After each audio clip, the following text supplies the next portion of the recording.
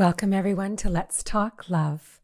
I'm Robin Ducharme, your host, and today I had an excellent conversation with a fellow Canadian, Dr. Tracy Dalgleish. Dr. Tracy is a clinical psychologist and relationship expert who is on a mission to help couples break old relationship cycles and find joy in their relationships again. Today, we talked about Dr. Tracy's new book, which is being released on September 12th, 2023, called I Didn't Sign Up for This. In the book, she weaves storytelling with practical therapeutic advice, sharing case studies of 4 couples, along with challenges she faced in her own marriage, to help each of us uncover old patterns and finally get unstuck in our relationships. Tracy is very relatable, easy to talk to and learn from. And I hope our conversation brings you insights to help you improve the relationships with those you hold most dear. Enjoy.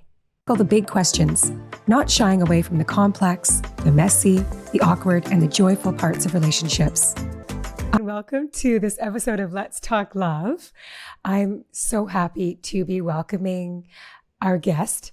And I feel like my new friend, Tracy Dalgleish. Tracy, welcome to our show. Thank you so much. I was thinking your voice is so soothing, and I know we're just going to have a great conversation. No, your voice is so soothing. I know you get told that all the time, but I've been listening to you and your podcast and reading your book, your new book, which has not been released. I'm releasing this podcast, but it's going to be released in September. Yes. And I so enjoyed reading it. I'm going to hold it up for people that are watching this. I didn't sign up for this. I think this is something that if you are married or in a relationship and you end up in your relationship challenges, which we all do, there's so many people that can resonate even with that one sentence. I didn't sign up for this. Yes. And that's where that came from as well, is that time and time again in session, I kept hearing my clients say, I didn't sign up for this, whether it was the family that they were working on they were blending, the couple tackling their mental load, it just kept showing up. And of course, right, we show up in our relationships in a certain way, and then over time they change. They sure do.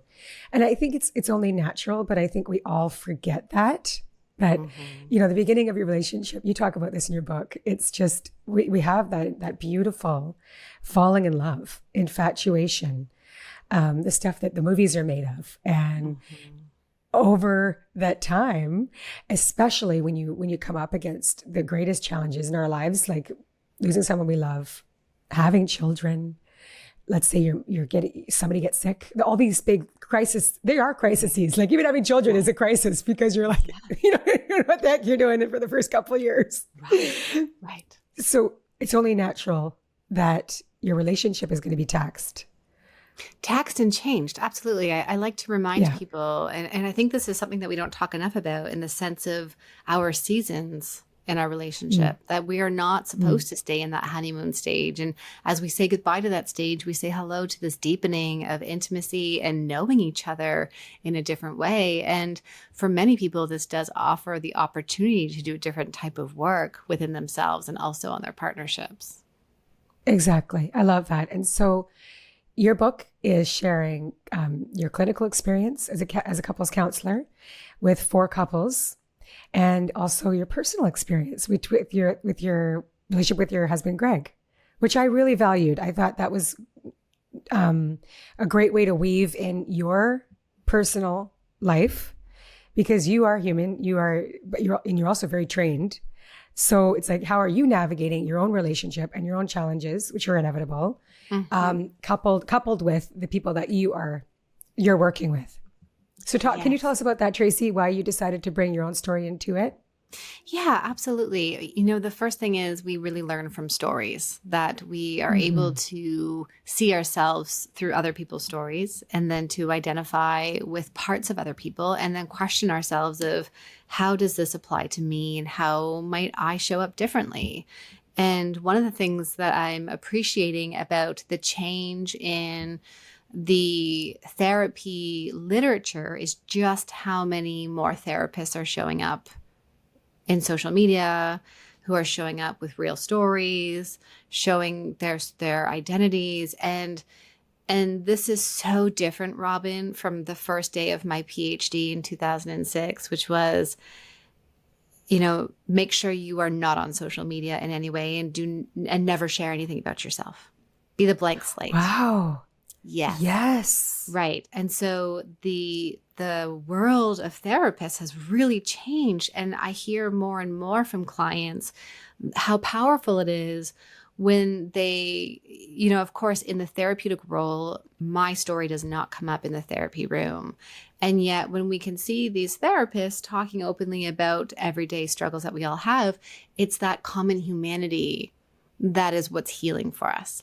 So when I was writing this book, talking about 4 other relationships that, the everyday relationship struggles that we have, it felt like such a miss to not include my story in it, because I didn't want to keep that barrier. That barrier, in a way, protects me from feeling shame. It protects me from being vulnerable and talking about my own struggles. And we know that when we build walls, maybe we appear perfect in some way, or like we all have it together, that shame inside of us also only builds. And so opening that curtain and sharing that, yes, despite knowing all of the skills and tools, using them all day long with my clients, going home was a completely different story. And I think, Robin, what we can appreciate is that nobody can prepare you for some of these struggles that are going to show up in your relationship in general, but then also in your relationship once you have children. Yes, that's a guarantee. And I think what you just really talked about there was just how important it is for us to be, and how hard it is to be vulnerable. Yes. And understand art, and your book also just emphasizes so much around understanding yourself to the greatest capacity and continually learning about yourself so that you can be better in your relationship. And how do we do that? Right? How do we do that? There's a chapter in there that after I wrote it, I had said to my editor, I do not like this at all. And I know that sometimes we really need to show that vulnerable part because someone is going to learn from seeing that. And it is a healing part of doing this work as well. And also being creative. It's so cool to be able to share a story, to be able to share my own story. And so yeah, it is. I'm so excited to see how these stories land with readers and with others, because they are the stories of everyday couples that show up in my office. Yes. So you say many of our repeated relationship conflicts stem from deep unmet needs, unfulfilled longings, and above all, the mistaken belief that dependency is bad. Yes. That's a big quote. I know, but do you want to say about that, Tracy? Yes, right. So from my attachment background is that for a long time now, Dr. John Bowlby has helped us shape our understanding. He's the father of attachment theory. He's helped us to understand that as babies, we need comfort. We need to be soothed. We need to be held close, because that helps us to feel safe in the world, which then helps us to go and explore the world. And then we've swung into this idea that we don't want to be codependent. We don't want to lose ourselves. Okay, let's be independent. I've got this all on my own. I can go forward on my own. And yet when we silo ourselves off, we keep our own feelings and needs inwards. We don't share our experiences with other people. We don't build those connections. We don't build that security or the interdependence, which is what I talk about in the book, healthy interdependence. When we don't build that, then we don't do so well. We know that the research shows that loneliness is a huge risk to people in terms of their mental and physical health. And that when we are connected with other people, our risks of anxiety and depression are lower. I think that's beautiful, because it's like this reminder that even when you are in a relationship, okay, if we're gonna be modeling trying to be interdependent with somebody, let's say you're dysregulated. Okay, I'm upset right now, or I'm feeling really anxious. One way that we can, you said, help each other soothe, or even it's just touching your partner's hand, for example. Absolutely. Or having a hug. And this is something, as when we were children, that helped a lot, because it's like, okay, I see, I'm the mom and I've got, my 3 kids. Okay, I can see you're dysregulated right now. Yeah. Let's have a hug, right? Right. And it helps so much. But as adults, we're just so kind of, you said, run the other side. We're swinging the other side, too independent. And we're not even helping each other with the self-soothing part. Right. Well, and being able to say to your partner, actually, Robin, this reminds me of a statement that I commonly hear from people today, which is, I'm not responsible for your feelings, which taps into that independent, autonomous space. Yes, of course, we can recognize that I don't cause you to have your feelings. Your feelings are yours. And that at the core of what we're trying to do to build interdependence is to balance autonomy and connection, autonomy and differentiation, individuation with intimacy. And to do both of those things, it says, yes, those feelings are yours, and I can see how I impact you, and how can we then move forward together? That's the consideration of both self and other. And it is the hardest things that we have to do in our relationship, because we are so fearful of losing I. We think of people getting into relationships and that common statement of like, well, I don't want to lose my own hobbies, or I have to make sure that I always get to see my friends, rather than it's a negotiation, a co-creation of what your worlds are going to look like together. Don't lose the I. And how do we do we together? How do we do us? Right. And I was thinking of a podcast that I listened to of yours, and what this man was telling a story about he and his wife, and he was leaving his water glass on the counter every morning. He wanted to have his vitamins, right? And the water glass on the counter. And she repeatedly was voicing, please put your water glass away. Please put your water glass away. We've all been in this, or please put your socks in the bin instead of beside the bed. Like these are requests that are shared over and over and over again. And I think we can all relate. And if you're in a relationship with somebody, you're probably just things that we're each doing to each other that we may not be happy about. But if I'm repeatedly asking somebody that I love to do something that's important to me, and that person is disregarding what I'm asking them to do, whether they're just not thinking of it or they're just deciding not to do it. Now that's the difference, right? Yes, and this goes back to the longings that we hold. So the fights are often not about the cup left beside the sink. It's not about the socks on the floor, but instead what we know, it's that we have these underlying core needs and longings, these attachment longings or attachment fears that often sound like, do I matter to you?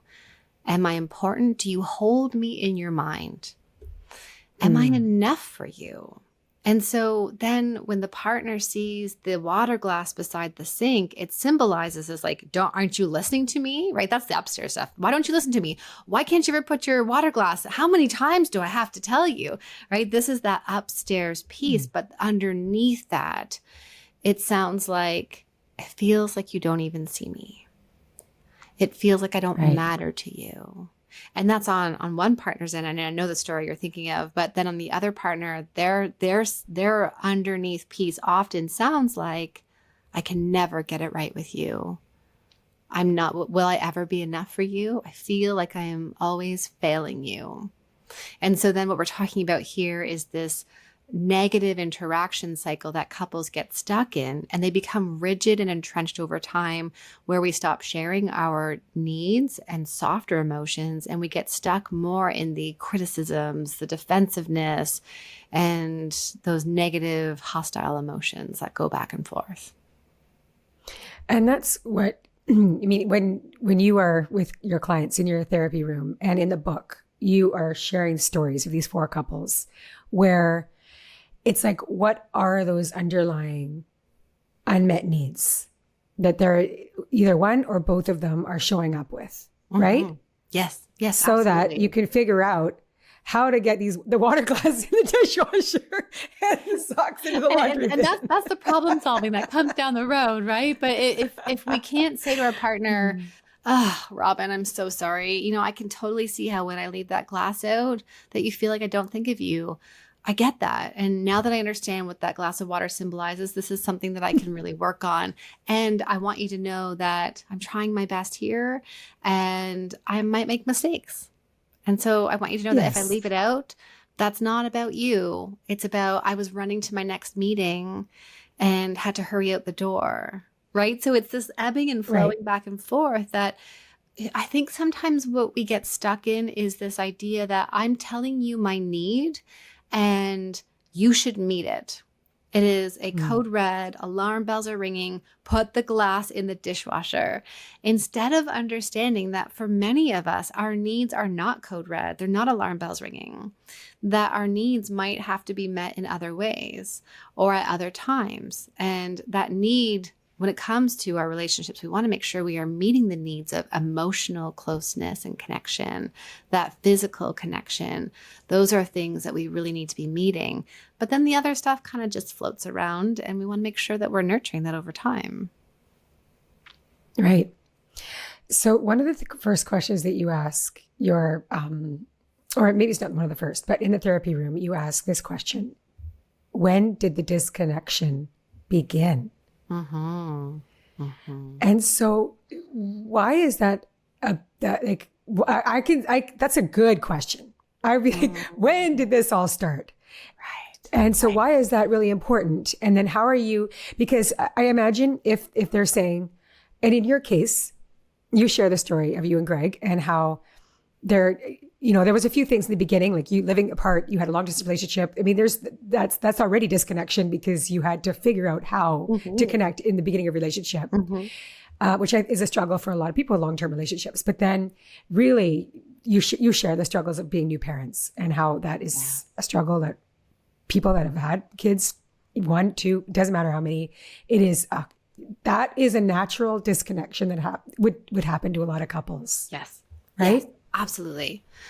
Oh, when did the disconnection begin? So what I look for is I look for the story of how they tell it. And is there a clear marker for one person? Is the marker a happening event for both? Like we had children and that was the marker for us.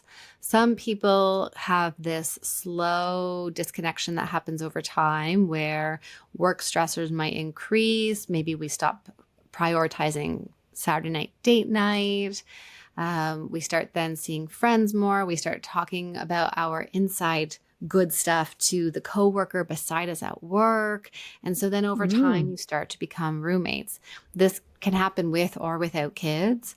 It can happen at any point in your relationship. And so that disconnection piece can sometimes be a strong marker. Or it could be this slow dwindling or a slow unraveling in your relationship. Yeah. So just going back to what you just said about, like, let's just say an example would be you're talking to your colleagues or your friends more about how you're feeling on the inside rather than sharing that with your partner. And so that, or you're just not you're not communicating your issues, right? So you say, when you try to avoid a negative emotional response from your partner by not bringing up something difficult, you guarantee that they will indeed be angry and upset. It's a self-fulfilling prophecy. It's like you're trying not to do something to kind of or make the relationship better or not have any, but you are going to be building up something negative in your relationship. I'm chuckling because I know that's the story that's in the chapter of Greg and I. Right. It does become a self-fulfilling prophecy, right? And that is that, again, that's that intimacy and connection piece, which is so hard because we have to go inwards inside of ourselves and say, what's my experience right here? What's happening for me? How am I feeling? What do I need? How am I going to communicate this? It's quite complex, especially when so many of us don't understand what it is that we feel and need. And we spend a lot of time looking outwards. And so when we've got this inside experience, then we have to do the we piece, which is then crossing the bridge and sharing it with your partner. And what gets in the way for people, and I talk about this in some of the stories. So one, that the classic people pleasing, oh, I don't want to upset them. If I share this with them, they're going to be upset and I don't want to rock the boat. So it's better if I don't share that. Right? So we get into all of these different patterns where then we stop sharing the good and the hard stuff. Yes. I never thought about that. How it's like that you can't, you're withholding both. Mm-hmm. Right. And then sometimes what happens, and I've seen this with my clients, is when we can talk about, hey, let's start building these conversations. Many people will say to me, Dr. Tracy, it's been so long. I don't even know where to start. I don't even know if I want to start. Right. And that's really hard. And so then what we do, and I was talking about this recently, is what we tend to do then is we stay stuck in that cycle. And so we go to our partner and say like, well, if you just opened up more to me, if you just told me more about this, you never hug me. So we point outwards rather than going inwards and saying things like, I really miss you. Let's have a hug, right? Like, let's come and build together and be close. And how can we take those steps to build that? I created these 100 questions for couples to ask each other. And the feedback I'm getting they're is very good questions. They're very good questions. They're having so much fun. And Greg and I took them on a date night one night, and we had a blast doing it, right? Because what you're doing is you're stepping out of the day-to-day, the transactional stuff. And research shows that couples spend less than, I think it's 30 minutes a week talking, and it's all transactional. When I polled my community, they said I think it was 50 to 60% said they spend less than 10 minutes a day really connecting with their partner. So, and talking about the kids, talking about work, talking about your work. It's like that is not your true connection to each other. No, right? That connection is the going inwards and going to the inside piece where it says, what's it like to be you inside? What's happening this week? What's something stressful that's going to be coming up for you? And how can we build that connection? But of course, Robin, all of that dynamic stuff gets in the way, and it's really hard then to be able to communicate about any of it. Yeah. Well, I really like that. So that you've got 4 C's that you help, you teach clients and couples for moving forward. Yes. And curiosity, that's what your list helps people do, is because we can get into this idea that we know this person inside out, when in fact that there's so much of ourselves that nobody knows, really, right? Even your best friend doesn't know this about you or that about you. And so you want to be more curious, and actually that's an important piece to reconnect. Yeah. So when we think about that water glass example, then we can say to our partner, what does this represent for you? What's this really about? Like, I hear you. Actually, you've asked me several times, and I'm curious, could you tell me, what does it symbolize? How do you feel when you see it there? How do you feel when you have to tell me again to put it away, right? That curiosity can really help to build that understanding, which then leads to the next C, which is compassion. And we know that when it comes to our partnerships, we are really good at looking at the other person a little more harsh than what we would in terms of our children or our dearest friends. It's so easy to hold that empathy for our friends and kids.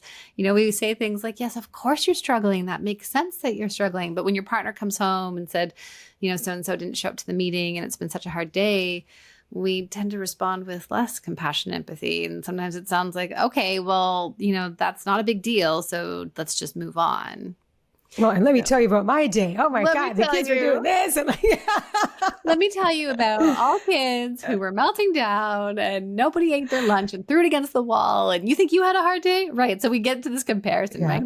And I think that struggle around compassion is also really about our expectations of our partner. We expect our partners to have it all together and to be able to regulate their emotions on their own and to be independent, right? And to not need to be dependent. And yet in our relationships, we need to have that ability to come together and co-regulate and share emotions and feelings and connect. Yes. So we've talked a lot about, all these ways so that we can continue having healthy relationship with our partners. But I'm curious before we go, and I don't mean to leave this on a negative note, but I mean, there's definitely some relationships that you are seeing that it's not in the best interest of those two to stay together. And I myself don't think that is, think that that's a failure. You know, there's this idea that relationships that don't stay together are a failure, right? And so what is your approach there, Tracy, on how you're coaching people to be like, this may not be the right path for you to stay together? And what are those like indicators, or just like how, I know it's a big question. It's a big question because, gosh, that really depends. And I think in my coaching and therapist position, it's never for me to tell you how things are going to go. I don't have a crystal ball. I can't predict that. And we can say that the best predictor of future behavior is past behavior, which leads us then to a few questions. And of course, when I talk about this, I'm talking about this from a perspective where there's the absence of emotional and physical abuse.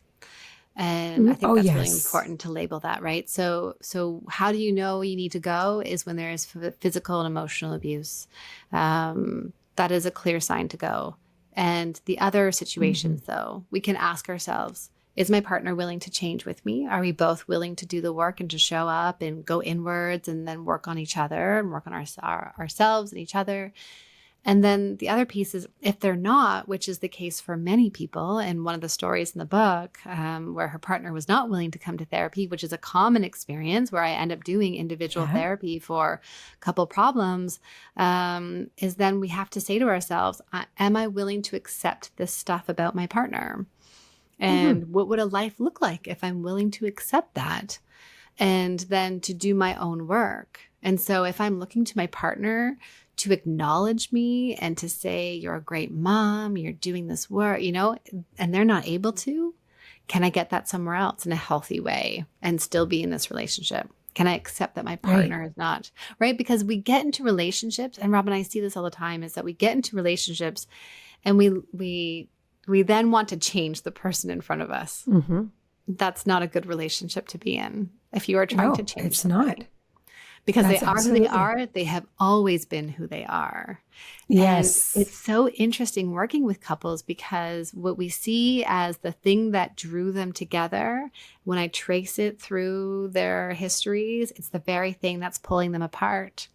She says, oh, he was so relaxed and laid back when we first started dating. And today, she says, he never plans dates for me. He can't get the family organized.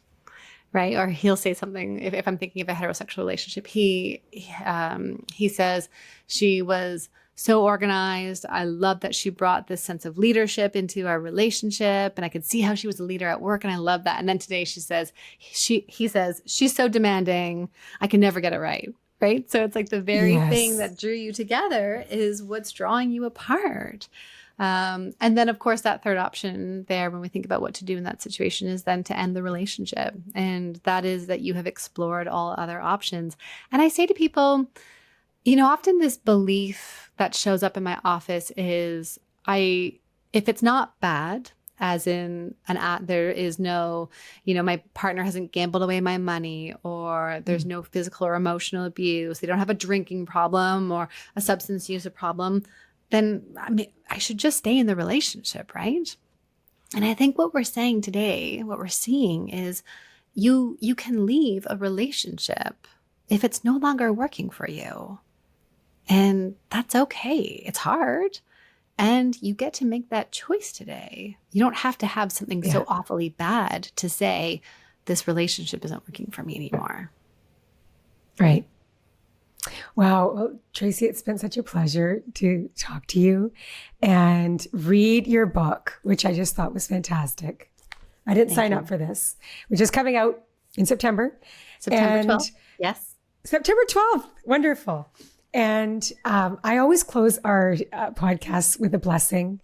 And it is a quote from your book, but I always incorporate it into a blessing because I think we can all leave here with some light and insight. So may we take leaps every day to find true love and belonging, because to love and be loved is a risk we must be willing to take to live a meaningful life. And I think that's just so true. So thank you, Tracy Dalgleish, for being with us today. Thank you so much, Robin. And thank you to everyone who's listened and joined us today.